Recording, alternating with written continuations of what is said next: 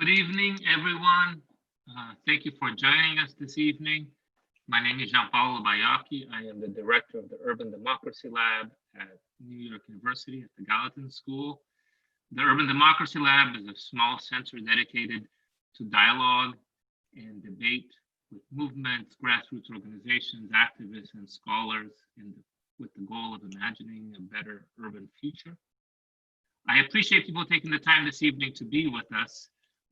Like many of you, we've been working from home. Many of you, I suspect, too, have had many Zoom hours today, so we don't take it lightly. This is the third of a series of webinars. We're doing one more next week. And the series of webinars is called Bending Towards Justice. And it's our way of trying to respond to the COVID crisis. One of the things that's been very apparent to many of us is that the COVID crisis has laid bare a lot of the contradictions and inequalities and mean-spiritedness of how we've organized our society and policies here in the United States. And while it has exposed that, it has also activated lots of exciting organizing. The first couple of webinars we've had have been on urban issues. We've talked about the Cancel Rent campaign. We've talked about mutual aid. We've talked about those kinds of issues. And tonight's webinar is dedicated to the question of labor and labor organizing. As we get started, I too, before I introduce our speakers, I wanted to acknowledge all the people who helped make this webinar possible. So Becky was just mentioning the behind the scenes people. This is Jennifer Burge, Angie the Socio, Rachel Plutzer, Mike West, our friend Stephanie Luce, and the indefatigable Becky Amato. So the next event, which is also co-sponsored by the Department of Labor and Urban Studies and the School of Labor and Urban Studies at CUNY, is on Thursday, April 23rd, and that one will be on justice for immigrants, and we will have Amna Khan, Victor Monterosa, Liz Ouyang, and Paula Chakravarti. You can go to our website and sign up for our mailing list to keep updated with our future events. Anyway, so turning back to the question of labor and tonight's speaker, we're very happy to have new and old friends joining us tonight. First up is going to be Mohammed Atia. He is the director of the Street Vendor Project. He says in his bio that he immigrated to the US from Alexandria, Egypt in 2008 and has worked as a vendor for nearly 10 years, selling hot dogs, halal chicken and rice, and smoothies. He became a member of the Street Vendor Project in 2012, elected to the leadership board, and then served on the board until 2018, at which time he joined the staff. Welcome, Mohammed. After Mohammed, we're going to be joined by Alana Berger. She's the New York director of Hand in Hand, the Domestic Employers Network, a sister organization to the National Domestic Workers Alliance, and she's also co-director of New York Caring Majority. She's been organizing for a long time in community-based organizations in New York, Miami, Oakland, and San Francisco, including many people in the audience who know, 10 years as the co-founder and ED of Families United for Racial and Economic Equality, FURY, in Brooklyn. After leaving FURY, Ilana was co-director of New Bottom Line, a campaign united 4 national organizing networks: the National People's Action, PICO, Alliance for Just Society, and Right to the City, fighting for bank accountability and a just, equitable economy.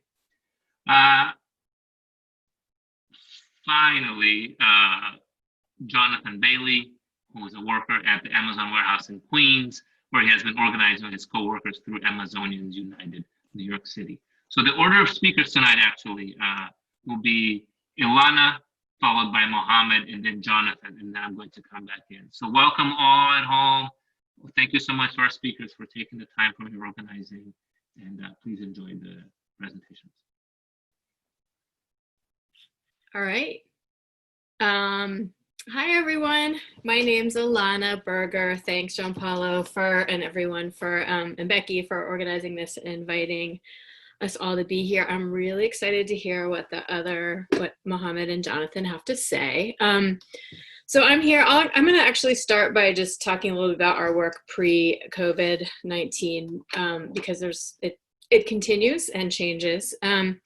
So yeah, I'm at Hand in Hand, the Domestic Employers Network, which is the employer side sister organization to the National Domestic Workers Alliance, which I'm sure many of you have heard of, organizing house cleaners, nannies, and home care workers around the country. I'm also the co-director of this sort of statewide campaign called New York Caring Majority, which is really what I'm going to talk about. New York Caring Majority is a collection of organizations around the state that represent seniors, people with disabilities, home care workers, and family caregivers, sort of all of the stakeholders in our state's long-term care system.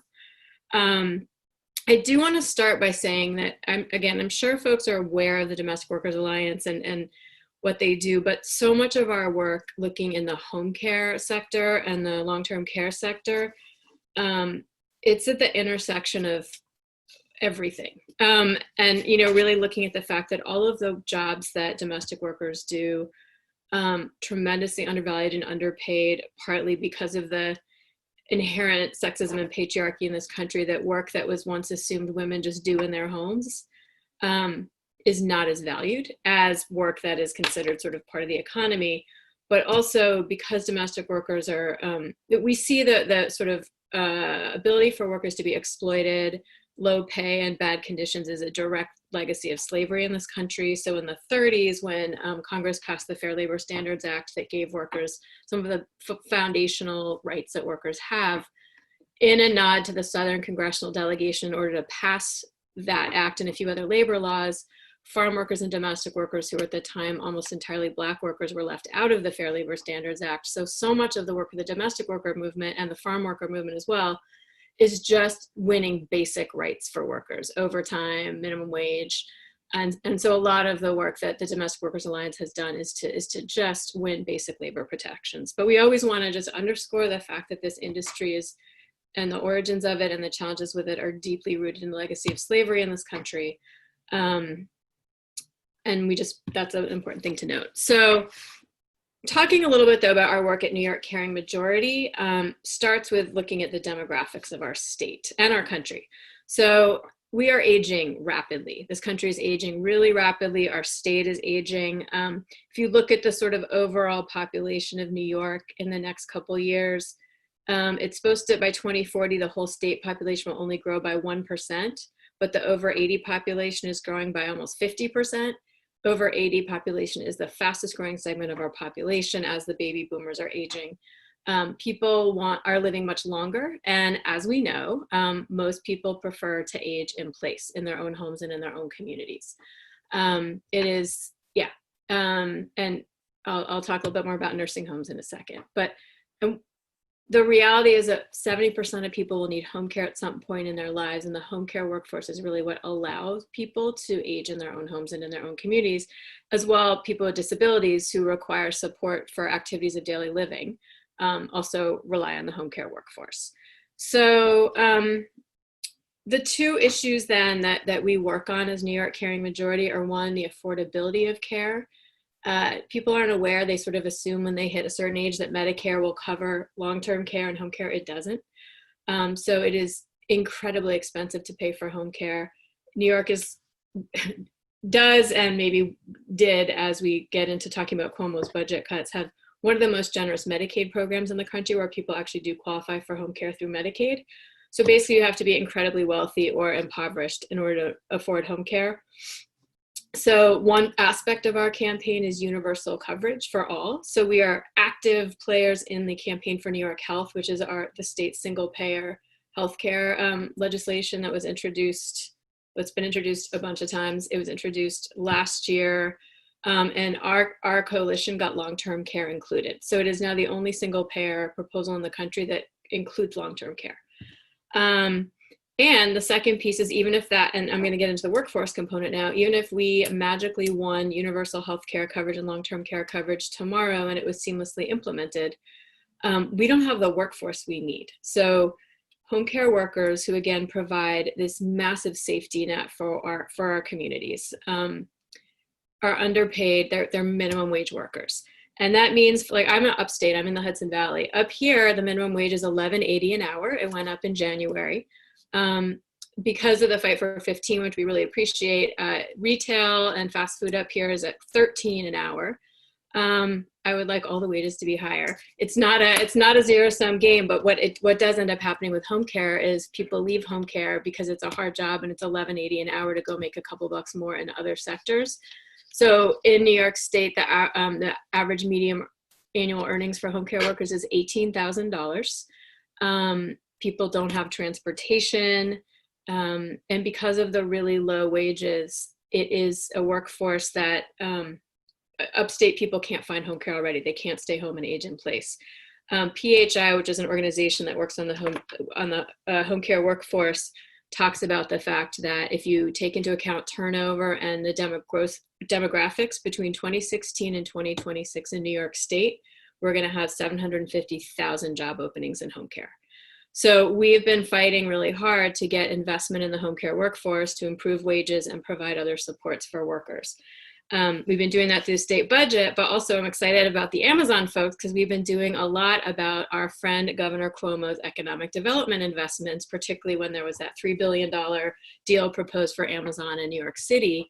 We were talking about the fact that, Cuomo's $10 billion in economic development, which goes for quote unquote new jobs, is a terrible investment. There's the Amazon thing. They gave a few years back almost $1 billion to Elon Musk and Tesla for Solar City to build this plant upstate, which has ultimately ended up being about a $1 million investment per job created. At the same time, we have this growing industry in home care. It's the fastest growing sector in the economy in New York, 750,000 job openings, and we need to take away the money that Cuomo's giving to billionaires to invest in the home care workforce, to make these jobs quality jobs and have a strong care infrastructure that supports our communities. So that's sort of the work that we were doing. The thing about home care and about our sector, I usually, when I talk to people, like I can see people and we ask questions and we share care stories. And one thing I ask is, how many people here directly or, with one degree of separation have a care story, have someone that you've had to care for in your life or been cared for yourself? Pretty much inevitably, if in your room of 100 people, at least 90 raise their hands.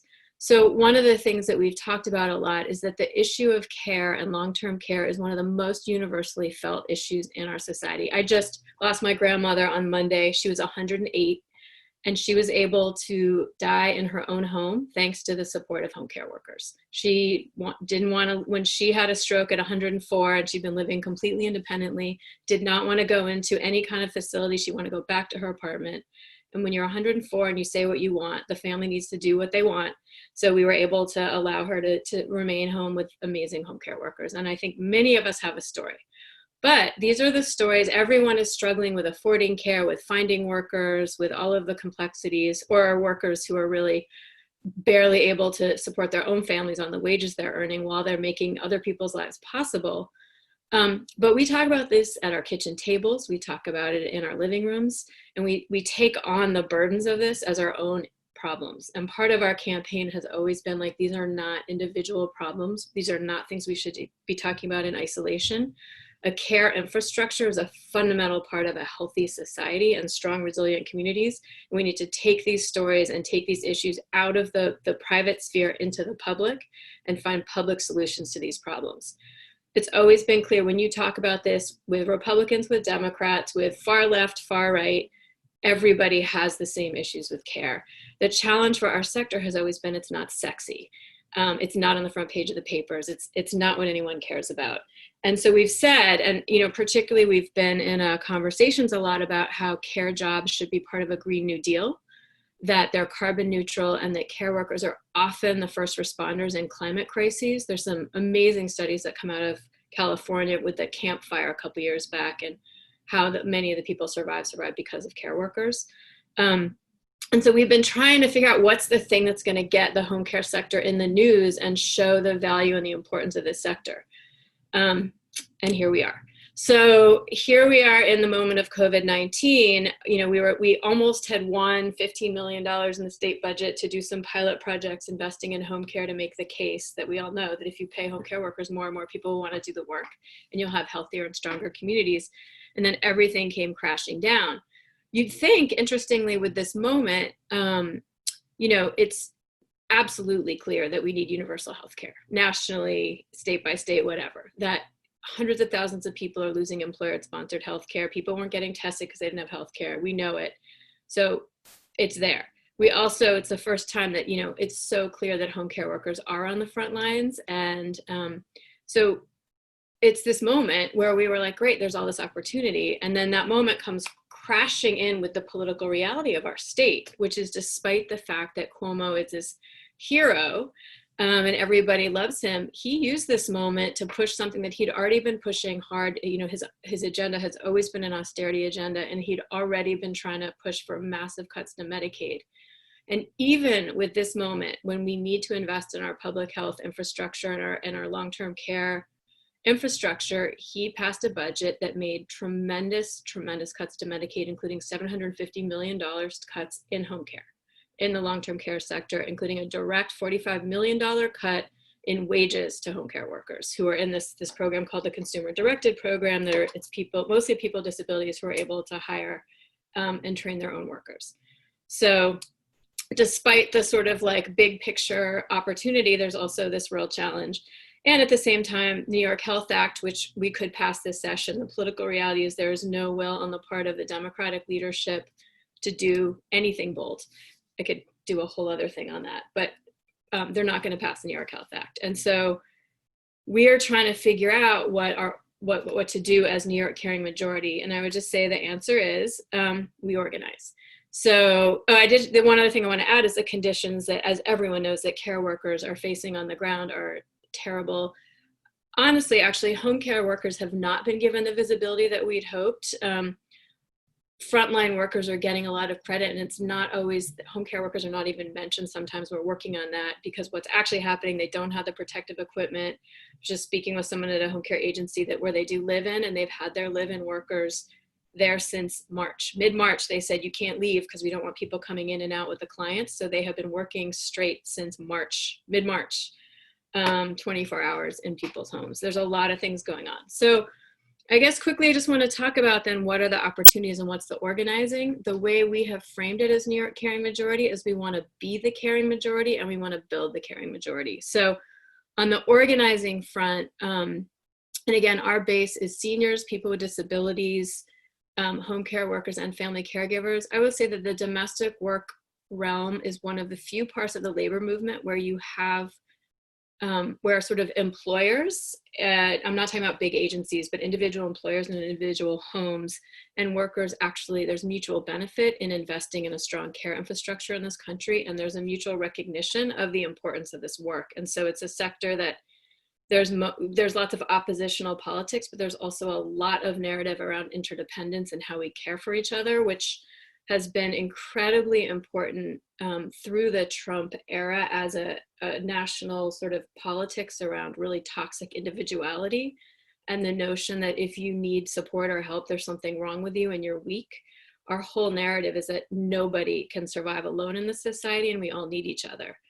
And that's really lent itself well to this moment when you see this explosion of mutual aid happening. And so we have a huge mutual aid component of the caring majority, of reaching out to our members. We have it sort of connecting folks to mutual aid networks that are out there and just sort of being the caring majority. If that's what we say we are, then we want to be there for our friends and neighbors, but also really using that as an opportunity to bring people together. So we are building our base. We're doing massive phone banking. We're using census outreach actually to reach seniors all over the state to find out how they're doing and to bring them into the campaign. We've done some really great storytelling work. And then we're trying to win. So we are really clear that while most of our communities and our folks are out there helping neighbors survive, taking care of basic needs, the private sector is figuring out how to completely transform the landscape once again to capitalize. And if we are not, some set of us, while we are out there making sure that our neighbors are surviving, if we're not also planning for what big transformative change, we're going to be caught flat-footed again. There's great historical precedent for transformative change after, crises and recessions. And so one of the things that we're really looking at in the care sector, in particular in home care, is the fact that, again, people need to be at home and they're going to need support to do that. It is looking very likely that particularly for folks who are immunocompromised, who are seniors, are probably going to be homebound for like 18 to 24 months at least. It is also really clear right now that nursing homes are death traps. I don't know if people saw the article in the Times today about this New Jersey nursing home where bodies are just piling up. It's terrible. If we don't, and the other piece is that there's a lot of jobs, like a ton of people who are unemployed. So there's this moment where the care sector could really actually help transform our economy, and all the arguments we made previously about why would you give our government money to Jeff Bezos or to Elon Musk? Let's invest in the workers who actually lift up our entire sector, our entire communities. Let's invest in care. So it's actually a moment to do that because those jobs are still there and really in need. So childcare and home care, we're trying to figure out a number of ways to sort of direct economic development, workforce dollars and stimulus dollars into places to sort of train more people to get into home care, and then lift the floor, lift the wages, and the supports and the conditions to make home care jobs quality jobs, and find some way of actually filling the 750,000 job openings we're going to have between 2016 and 2026 with quality family sustaining jobs that are both supporting the workers but also deeply building our strong and resilient communities and making intergenerational communities, and really laying the groundwork for an entire value-based, like interdependence as a fundamental value of our communities and our societies. The last piece I'll say is we are working it doesn't look like any kind of Medicare for all is happening at the federal level. So New York, we're, I think, understanding the political reality of this moment, it is unlikely that the New York Health Act will pass this session, but we have a ton of state Senate seats up for grabs. And my little commentary, and then I'm done, is that for folks who follow New York politics, the state Senate was Republican for a while, and our Democrats were more than happy, it seems like, to toil in sort of irrelevance with no power, but have righteous stands. And the moment that the Democrats took power in the state Senate, their righteous stands disappeared and sort of fell into very lukewarm, sort of middling, unambitious stances. And we have an opportunity in the state Senate election coming up this fall to elect strongly progressive, bold people into some of those seats to lay the groundwork for passing New York Health in the next year or two. We have to get out the timid folks and really elect people who, and this is the moment where people, I think, can carry New York Health, carry the idea of universal health care, and carry much bolder principles through elections. And that is it. And so I'm going to pass it on to Mohammed. Thanks, Ilana, and thanks everyone for joining. So my name is Mohammed Atiyah. I'm the director of the Street Vendor Project at the Urban Justice Center. We are a member-led organization that represents street vendors. Our membership is consisting of street vendors, everyone who sell anything in the streets of New York City and the sidewalks. Our membership is basically everyone who's selling in the street, from immigrants, newcomers to the city, veterans, senior, single moms, everybody who work in the streets. And you can imagine that the vending community is as diverse as New York City is. So our work basically is all about organizing and advocacy. All we care about is organizing street vendors and fight to change and reform this whole system that governs street vending, and that we believe that is really unjust.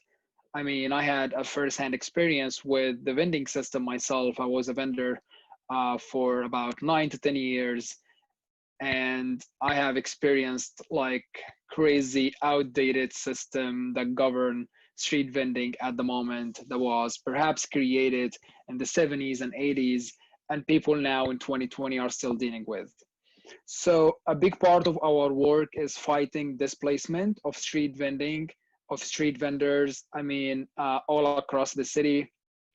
You can imagine that big businesses and real estate industries sometimes they would like to displace vendors by any means, whether they will place huge planters bike racks and benches where they operate to prevent them from operating on the sidewalks, or contacting the enforcement agencies and get them to harass street vendors and get them to write tickets and arrest them if they don't leave the location. So that's a big part of our work. And the other big part that I talked about briefly is reforming the system, reforming the whole vending system. And that is something that we have started, I believe, since day one. Since the organization was created back in 2001, we have been talking to street vendors, talking to our members to figure out what are the challenges, what are the obstacles that they really need to get rid of, that they need to change and improve to have a better working conditions. And a lot of it came back then in 2006 with a list of demands that everyone in the street believe is really fundamental crisis, is fundamental injustice that need to be fixed. And one of it back then was the crazy fines that street vendors used to pay. And back then, the mayor of New York City, Bloomberg, sort of like decided in a way that all the fines that street vendors face can go for up to $1,000. So we all believe that this was really crazy.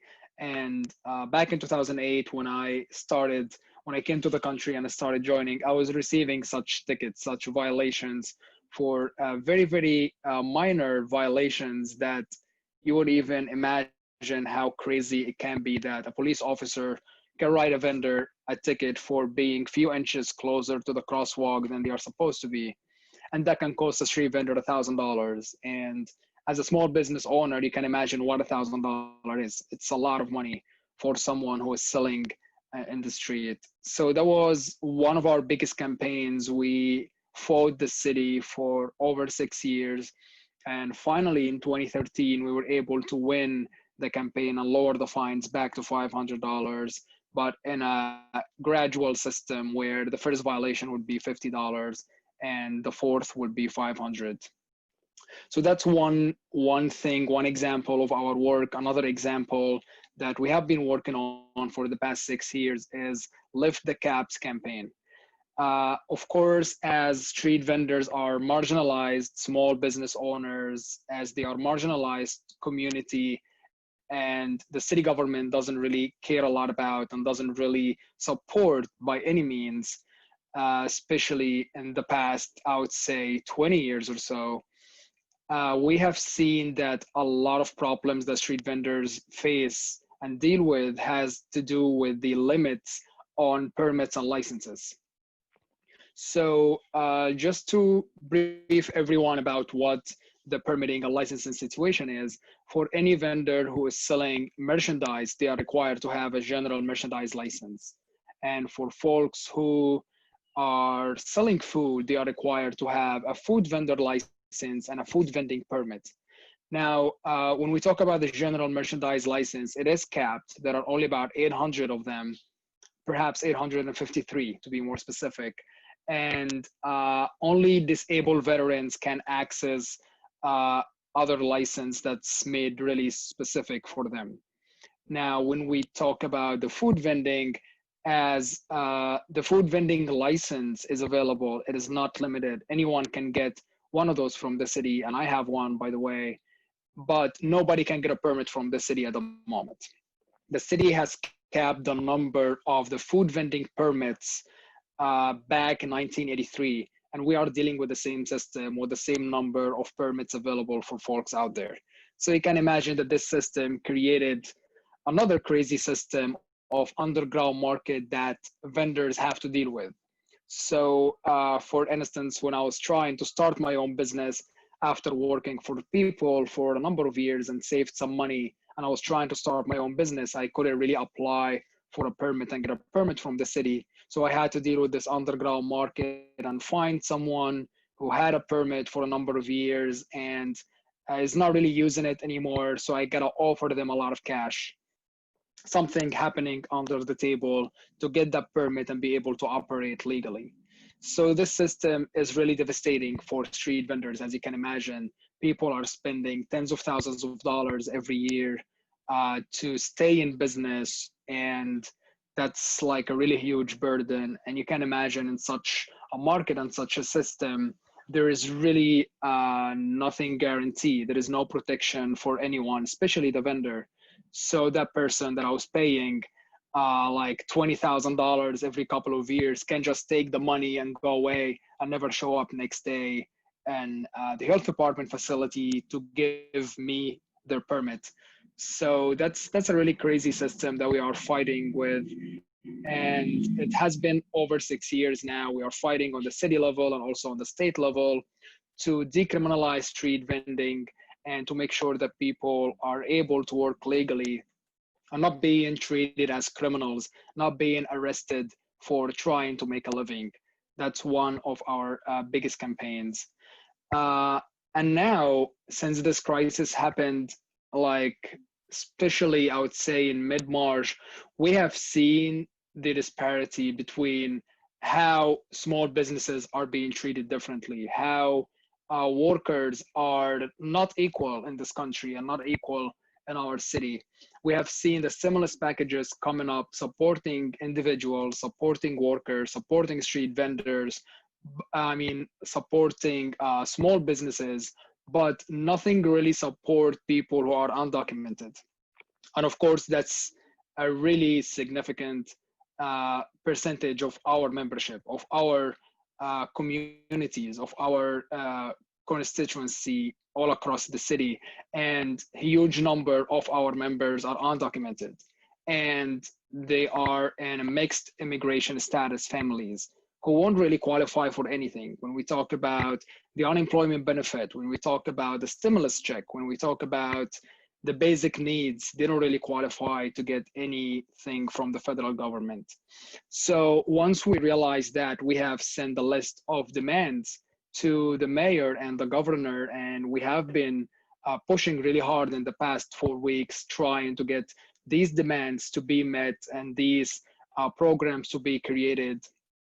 We're really asking the mayor and asking the governor to create a specific fund and a specific program that will be applicable to all street vendors, to everybody, regardless their immigration status. We don't think it's a fair system or it's a just situation to have people completely left out and completely ignored in such a crisis. Everyone at the moment really has the right to be able to survive in this crisis, more or less just dealing with the emotional stress and the financial stress that everyone is dealing with at the moment.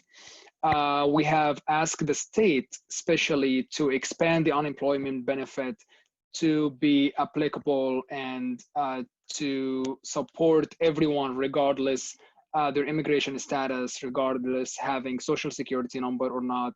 We're talking about a lot of workers in the street vending community who are dealing like with their businesses in cash. So we all know that a lot of vendors run their business in cash basis. They pay their workers, they pay all their expenses in cash. And then when we come to the programs provided by the government, it's really challenging to meet all the requirements they are asking for. Nobody has a payroll, nobody has a corporation or LLC or whatever. Of course, some people do, some people have, people who are running bigger business models and street vending, like perhaps a fancier food carts or trucks. They do have that, but of course, not everybody. So we can imagine that tens of thousands of people are completely left behind. They are completely ignored. And that is something that we don't accept.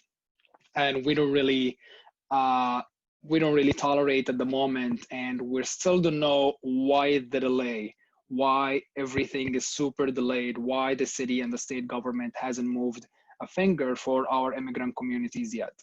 So that is something that we are really pushing hard for. Along with our capacity as a small organization, we have started a GoFundMe page, the Street Vendor COVID-19 Emergency Fund, and we are trying to raise $90,000 to support 300 vendors, 300 families with $300 check or gift card immediately to support them at the moment. A lot of people, even who have received or are looking to receive the $1,200 stimulus check, really think that's not enough. That's not going to do anything to them, and they really need more support. And of course, the situation is even worse for those people who won't qualify for the stimulus check, and that is something that will provide some relief to them. And like, thanks to everyone who care about immigrants, who care about workers, who care about street vendors in our city and our state, who have been donating and supporting our effort. So far, we have raised a bit over $56,000 just from the crowds, just from supporters. Besides, I would say more than $40,000 coming from our big donors, coming from other foundations who support our work in our communities. So that is something we are working on now. We are really pushing hard by advocating for a Just Care Act, a just relief programs, something that's really inclusive, that doesn't care about someone's skin color, about someone's immigration status. And we're gonna keep pushing for it till it happen. And hopefully it will happen soon, because our communities cannot really wait any longer. People are in dire need at the moment. And with that, we'll turn it to Jonathan. Hey, took us a second to get the video started. So my name's Jonathan Bailey. I'm a worker at the Queens warehouse for Amazon. And I think I'll just kind of like start with like the like all of the things that have kind of been going on for the past few months, to kind of get an idea of like just everything really that's been going on and why we've been able to be as successful as we have been.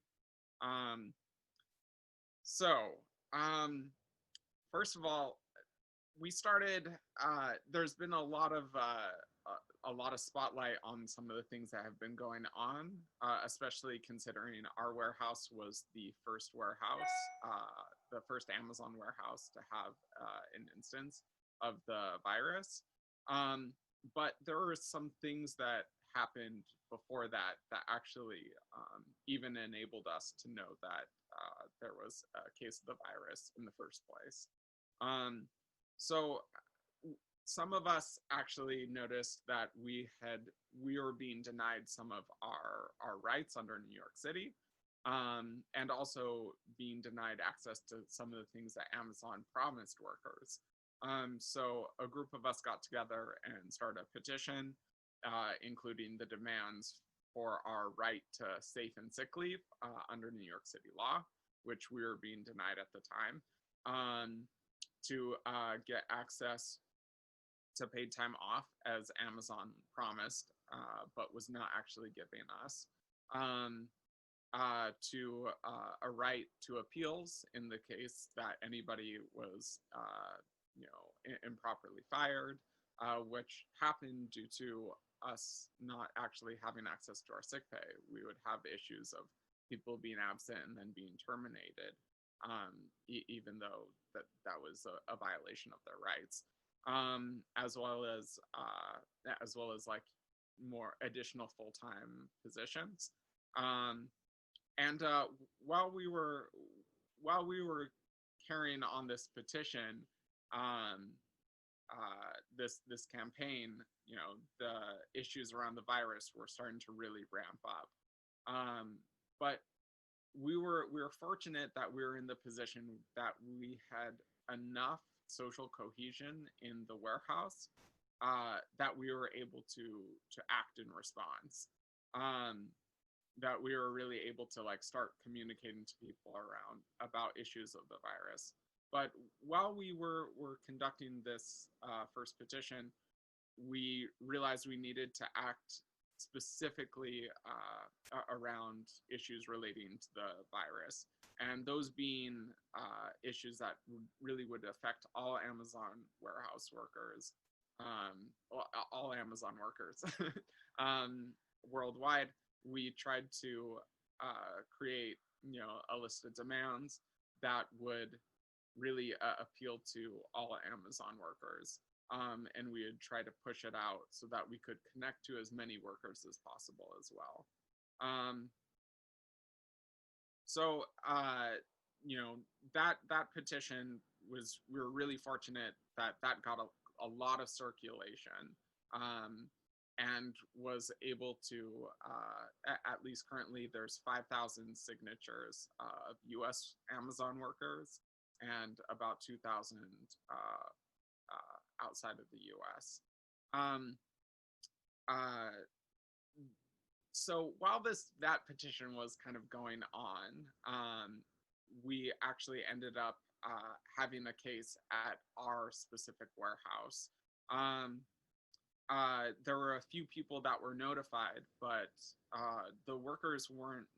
All of us, we weren't actually notified that there was an instance of the virus at our warehouse. But due to some of the organizing that we had already done, we were able to send messages out to the entire warehouse. And then, a few of us showed up in person to the warehouse to let people know. That night, there are two of us that arrived to the warehouse beforehand. One of the other Amazonians United members, who's been very active, went into the warehouse and was able to bring everybody out. And there we ended up confronting management. Management came out, chasing after the workforce, because obviously work couldn't be done without us. So that's kind of how we were able to shut down the warehouse in response to there being a case of the virus. That process really showed us a lot about what Amazon is and how it functions, and how it relates to the workers. And it really kind of set the tone for what a lot of this struggle would look like, and it is going to continue to look like in the coming months. Because Amazon decided not to tell any of the workers. It decided that it was just going to have us go into work as normal, even though management knew that the virus was present in the warehouse. They had shut the warehouse down for about 3 hours beforehand, and I don't really know what they're thinking, but maybe run over some bags with Lysol wipes or something, and that would be sufficient. But clearly it wasn't. But once we shut down the warehouse, management came out and tried to announce themselves as shutting down the warehouse for our safety. And that's it. If you have seen any of our social media stuff, you might see there's a video there of us confronting them. And literally while they're telling us that they've notified us, all of us in that video, our phones go off with the automated call to inform us that the warehouse would be shutting down. So we also started to realize, okay, there's going to be a lot of struggle over the narrative, and understanding how change actually happens. It was clear that if we were going to get out the message that it's due to workers acting, that there's any kind of change, if we wanted to get that narrative out, we would have to be very specific about it. The following day, Amazon opened the warehouse the following day, and there was even a struggle there, trying to discuss, okay, who's actually keeping us safe here? Management announced that they shut down the warehouse, and even when challenged there, over those very clear facts, they would try to frame it as opinion. We've seen that kind of relation to people before, and alternative facts being the thing that is pushed forward. But we were at the point where we understood, okay, this is the relationship between Amazon and the workers, and we could just really focus on making sure that we're connected to our warehouse to ensure that that it was our actions that we took together that kept us safe. A few days later, somebody else had gotten ill during the shift, and because again some of the social cohesion we had already built up, we were able to talk to people and see if people are interested in walking out and protest. So we're able to continue the pressure towards Amazon for their lack of handling the issue properly, for not following CDC regulations in cleaning the warehouse, for not paying people their mandated sick leave under not just under New York City law, but also now at this point under state law. SB 8091, I think, is the bill that passed, giving us all a right to sick leave around COVID issues.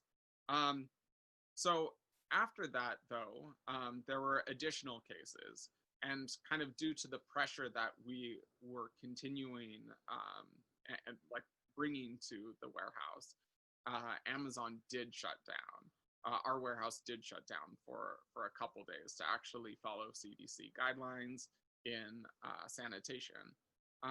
It's very unfortunate that there were additional cases of the virus that had to happen before they took action. But it's important to understand that the only reason even then that they took action is because of all the things that we had done before that point. I see a blinking. Oh, I love your links. Okay. I saw the chat blink and I thought I should check it if I'm over time or something. In response to that, though, we've kind of seen now there's this conflict that has kind of come up with Amazon trying to crack down on some of the more visible or vocal people actually engaging in any kind of workplace organizing. And there's something very clear that's kind of emerged from that. In places where there's a lot of workers' power, and Amazon knows that any kind of retaliation is going to be met with work stoppages, with things that will actually cost them money, they tend to take the approach of giving concessions and trying to reprimand workers. So for us, we were able to win our right to sick leave and paid time off as well, which those are huge wins for workers. But Amazonian Demand was only able to accomplish that by developing a lot of social cohesion in the workplace and being able to actually act collectively. It's also been the thing that has enabled us to get a lot of support from people seeing us engage in this fight. We're fortunate to have Bernie Sanders share our petition, which helped us connect to even more Amazon workers, which is now, is now on us to continue to reach out to workers and continue to build collective power. But that support and also the support of sending out our fundraiser that both Bernie Sanders and Alexandria Ocasio-Cortez and State Senator Julia Salazar have done.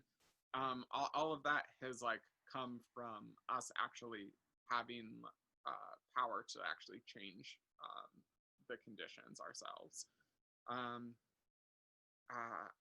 I'm terrible with lack of direction in my presentation, so I'm really looking forward to questions and seeing how I can fill y'all in on any of your thoughts and questions on how Amazon. Thank you.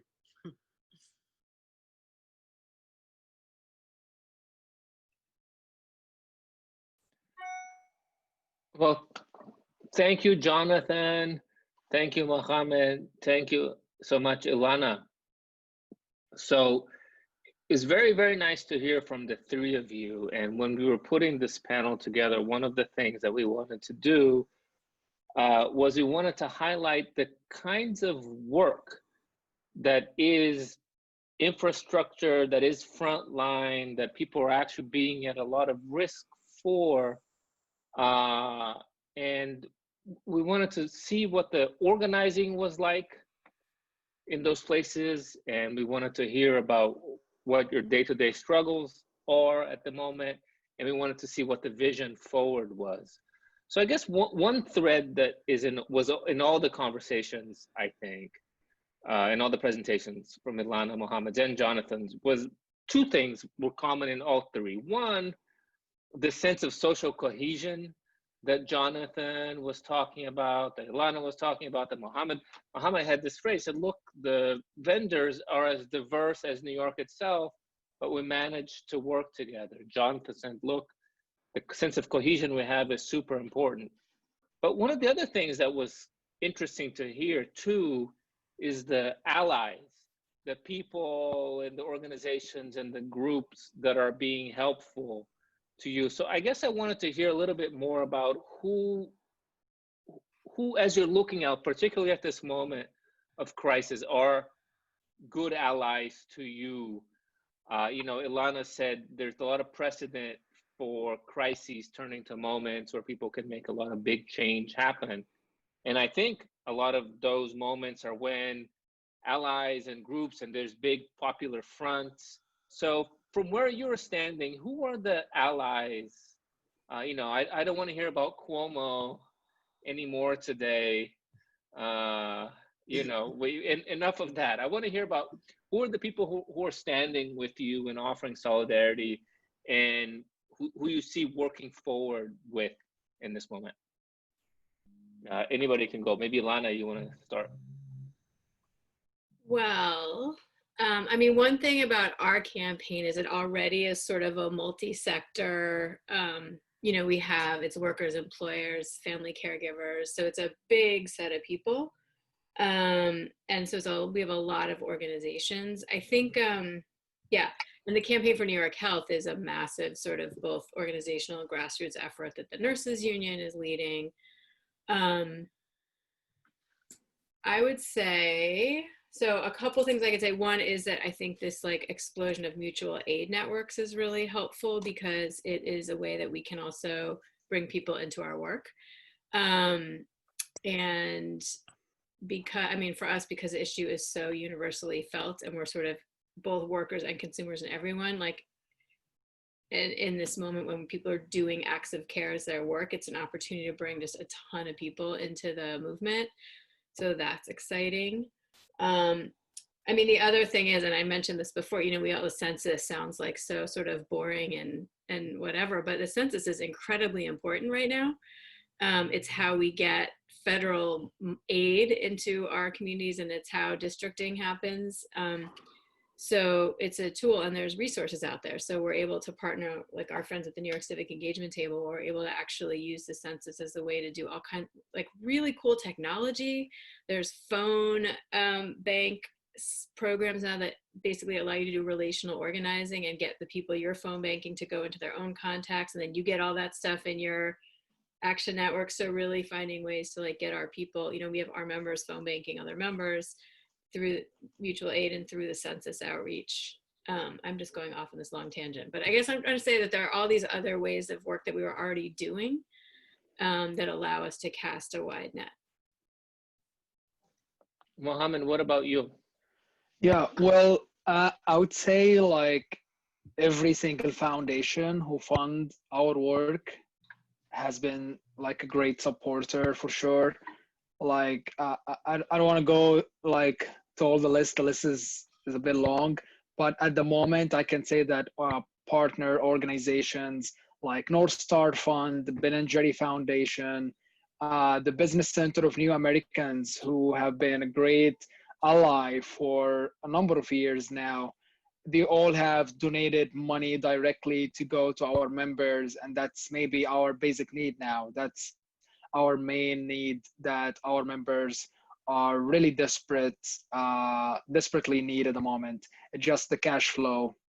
So that is something also to highlight, along with other elected officials who have been really supporters, like council members, a number of council members that we have to mention: Council Member Shin, Council Member Menchaca, Council Member Rivera, and others, and many others who have been amplifying our message and delivering our voice to the administration and advocating for us. Also, New York City Comptroller Scott Stringer, for sure, he has been a great supporter, and he has been supporting us on social media and by other means. So that is something that we really need at the moment. We need everyone's voice to stand with our communities. And for those who can donate, who can support with the cash flow, that would be huge at the moment. And how about you, Jonathan? So there's kind of I guess two focal points in the support that like we're receiving, and this is a lot. The way that we kind of think about this has a lot to do with our experience in actually engaging in this conflict with Amazon. But what we see, first of all, is that we get change in Amazon based upon how much social cohesion we've developed, and to the extent that we're able to leverage that social cohesion to like take action.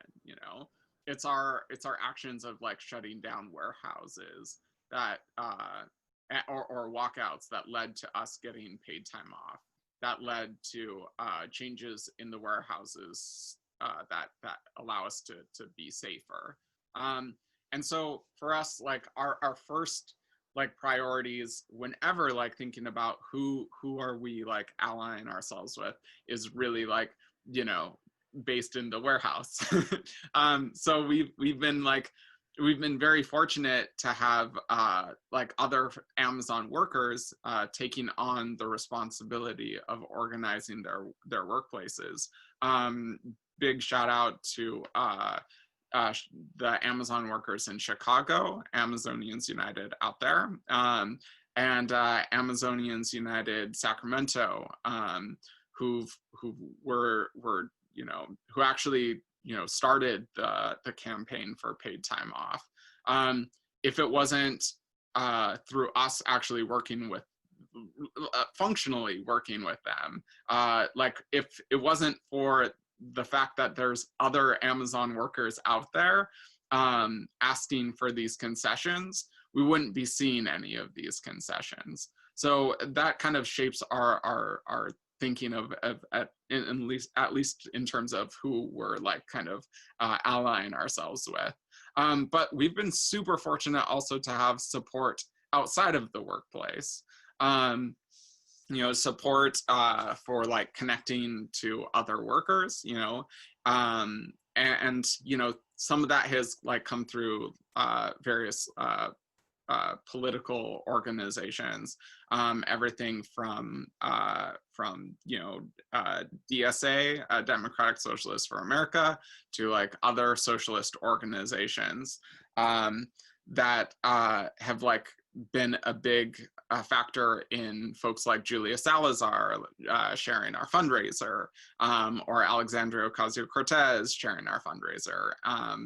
And we've also been like very fortunate to have Bernie Sanders, helping us connect to other workers by sharing our petition with other Amazon workers that are like connected to his email list, but also through like sharing our fundraiser as well. So yeah, nice. Let me pick up on that, and actually there's another thread in the conversation so far that all of you have touched on in some way, which is our electeds. One of the themes that we've talked about in the last couple of webinars have been, of course, there's some very progressive elected. There's a new crop of people at the state level, but there are very few. And a lot of the Democratic Party is addicted to big funding, to interests not aligned with working people. If we're to take the struggle forward, how do you think about that question? Am I being too pessimistic? Is it just a matter of, getting enough phone calls to whoever in the DNC and they're gonna, become better for us? How do you think about the elected? Maybe Jonathan, you're shaking your head. Well, I mean, I'm like particularly passionate about this question. Like, and I think that probably a lot of this, like how, I've spoken and how a lot of us as Amazonians United speak about creating change is kind of aligned in this way.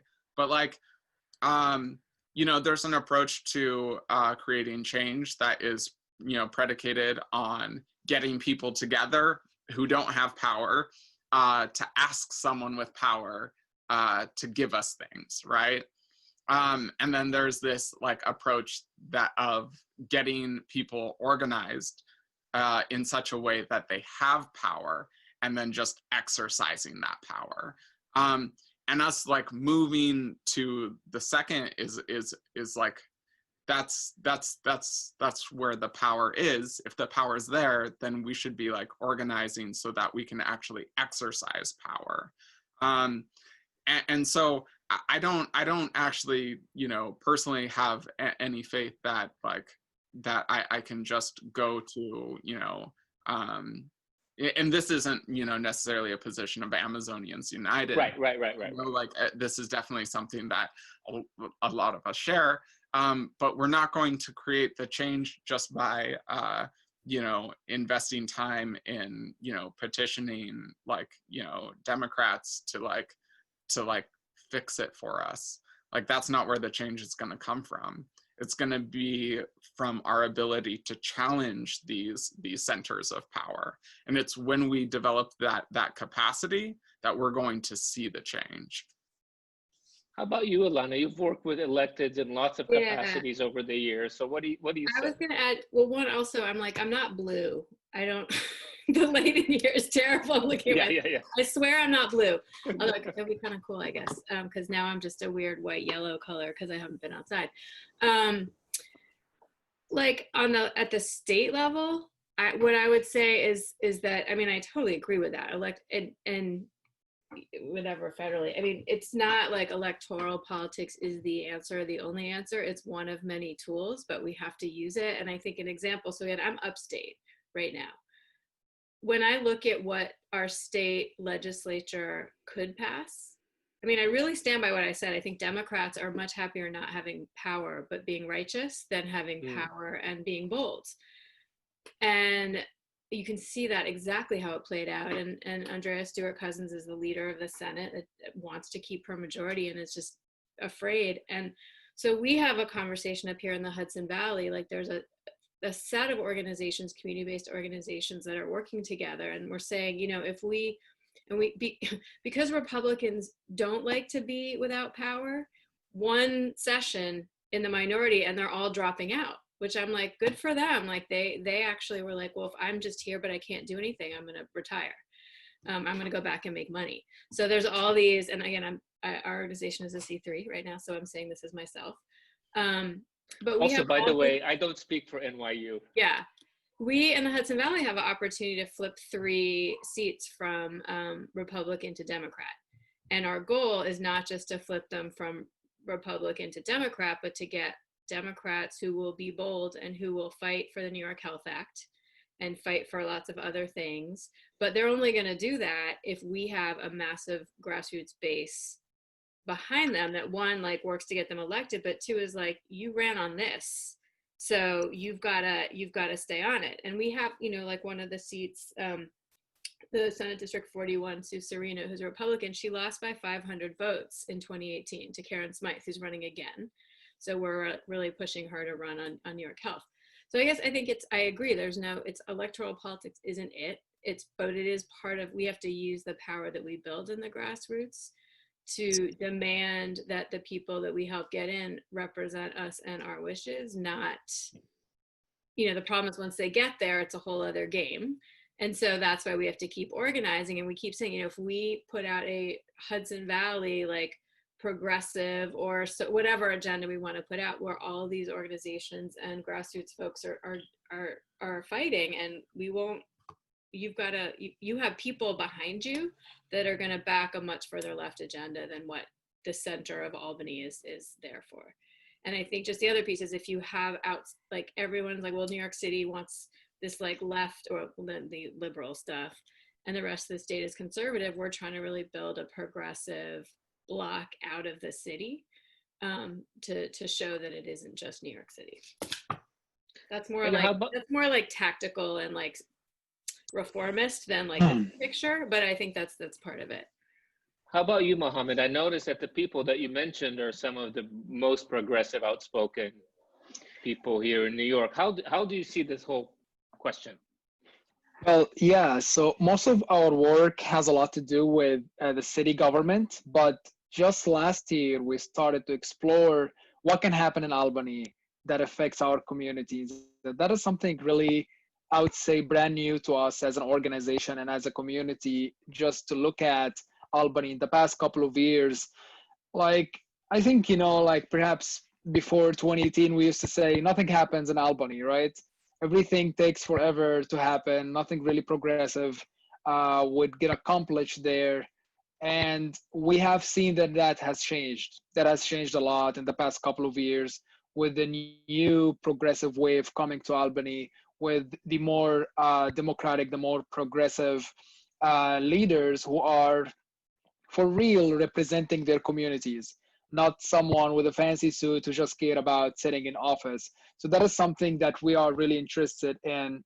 And again, I'm talking about like personally, not right. 501c3, but just looking at the blue wave, empowering our communities to elect the right representative for them, the person who will talk about their issues and support their issues and their needs, not someone who just cares about raising money and staying in the office. So that is something that we are really hopeful about, and we have seen a lot of great progress happening in Albany. But of course, the city, we already know how the city looks like.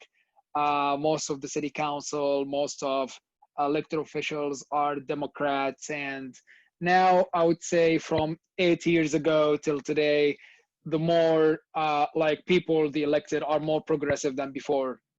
I would say that now we are dealing with a city council with some issues that we wouldn't even be able to bring up in a conversation with like 2013 or 2009 city council.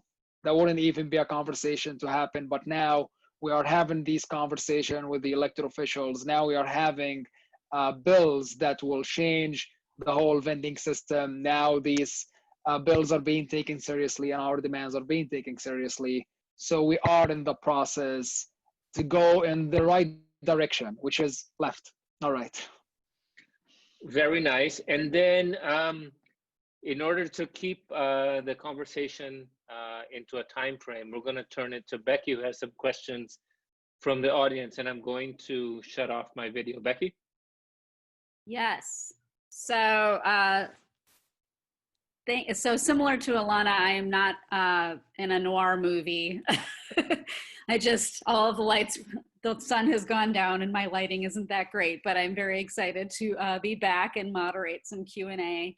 So the options right now are to raise your hand. You should be able to do that at the bottom of your screen, or you can ask a question in Q&A, or you can ask a question in chat. So I see I have a question in Q&A and I have a question in chat. And I'm going to start with the chat question. So this is from Stephanie Luce. This is a question for Ilana, is there a need to restructure the home healthcare industry? How do you imagine restructuring the home healthcare industry in ways that empower workers? The question is from Poughkeepsie. I mean, I'll just say I've been in it. I'll make it. It's not Stephanie, I see, but okay. Yeah, I think that is sorry. a completely excellent question that is an incredibly long answer. When you talk about the home healthcare industry right now, I could literally run off sentences with 18 different acronyms that make no sense. The bureaucracy is out of control. I'll just say, like, on the short level, well, I mean, one, we need universal long-term care coverage so that everybody can afford it. And we need universal healthcare coverage because, ironically, many of the home care workers who serve clients who receive Medicaid are using Medicaid themselves for healthcare. But in 2011, when Cuomo created the first round of this Medicaid redesign team, they essentially took what was a delivery where Medicaid dollars just went into counties and then were distributed. They privatized the long-term care system and the home care system in the state. I mean, again, this is home care with that is paid for by Medicaid. So it goes to these managed long-term care plans. So again, it brought private insurance in. So we already know what happens with that case, that it's like worse service, money skimmed off for administration and profit for some of the plans. Some are nonprofit. I think it's and there's a million different agencies and rules and lots of, fighting between unions about classification of different jobs that make it complicated. But I think the first is to remove the private health insurance component. So no privatization of the home health care system. We need to expand Medicaid. And then I just think that, I mean, home health aides are not seen as a fundamental part of the healthcare system. I would say, if I'm going to do broad strokes, they're not seen as a fundamental part of health teams or the home health system. And one thing that would make a huge difference if they were integrated into a broader system that and given equal priority. And then, they just need to get paid more and benefits. It's a long discussion, but yes. Thank you. I have a question from the Q&A, and don't be shy, people. You can ask your questions however you like. So the question is from YT. Now it's more than obvious that the biggest foe of the workers are the rent collectors. Should we propose a rent holiday, and landlords should only collect their maintenance expenses? So I guess the question is really along the lines of, how much does the housing movement really intersect with the work that you're all doing, or do you see your organizing intersecting that are productive?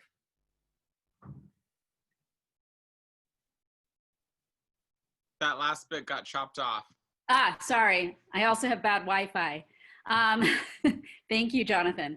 The question was, the question I was asking was, do you see any way that the movements that you're organizing intersect with the housing movement, housing justice for all movement? So this is similar to the webinars that we hosted earlier this week and last week.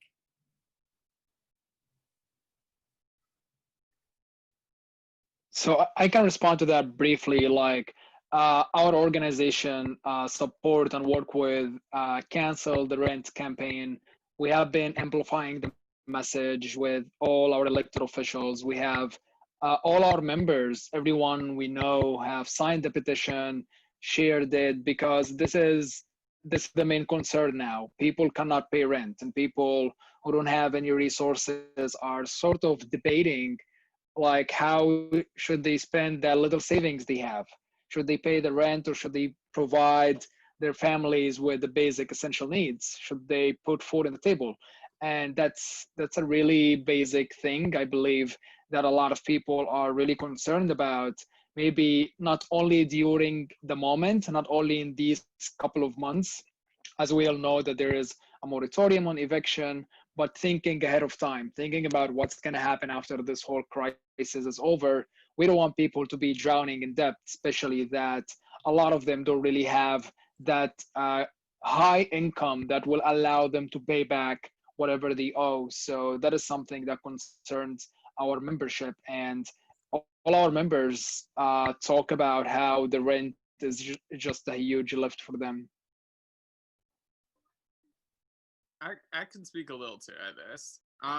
So for us, one of the things that we also did was set up, a mutual aid network, and kind of tied it into some of the, doing our best to ensure that people can have easy access to a lot of the other mutual aid networks that are going around. One of them being DSA's, Democratic Socialist Americas. And actually in there, I think, was a lot of materials, to help people get connected to understanding how to conduct a rent strike. And what people's rights are, and kind of, the spaces in which they're likely to win, or even pushing to renegotiate rent. I know that there's folks that are involved, that have have actually are actually working on that themselves. So I think that we have a big responsibility, I think, as labor organizers, to connect to social reproduction as well. If we actually look at our organizing, looking at the whole person and seeing how can we fight the way that people are exploited, not just in the workplace, but the way that they're exploited or oppressed outside the workplace, we can really develop new connections to each other as people. And we can fight capitalism in all of the ways that we possibly can as working class people. Yeah, I just really want to quickly add, because it's so obvious that housing is a part, home care workers make no money. They need housing. And I think that the challenge that we're all in right now is we have all these great organizations and sort of siloed movements happening, and we need a movement that is able to sort of address all these things. But for doing our more reformist stuff, we're using systems that we have to go against this agency and that agency, so it's hard to combine them all. We haven't gotten to the sort of a couple levels higher, but I think we all know that we need to. So maybe that is one more of the challenges of this moment. Yeah.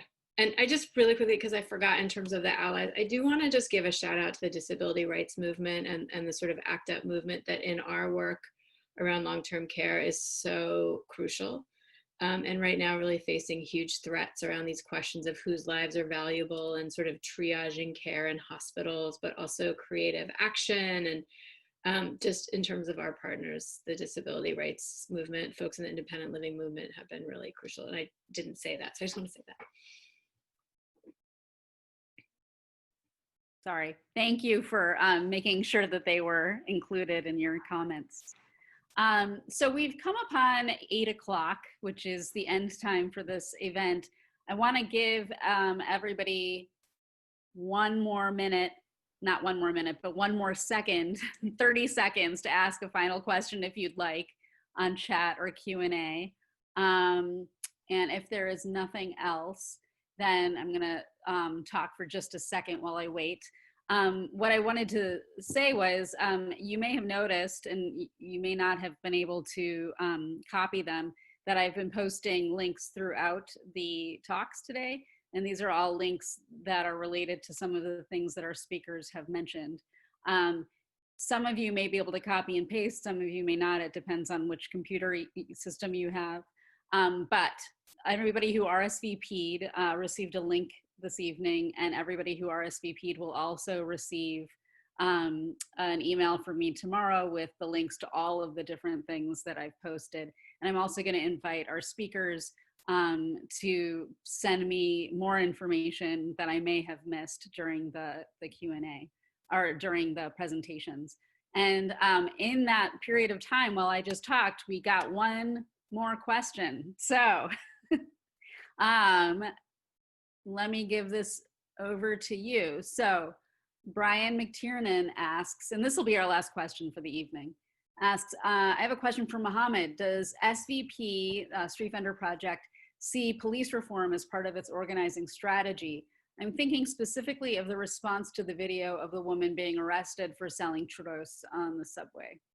Sure, that's a huge part of our work, I would say, since day one, the excessive enforcement and how street vending is being criminalized. And the whole system is not only, the whole system is broken.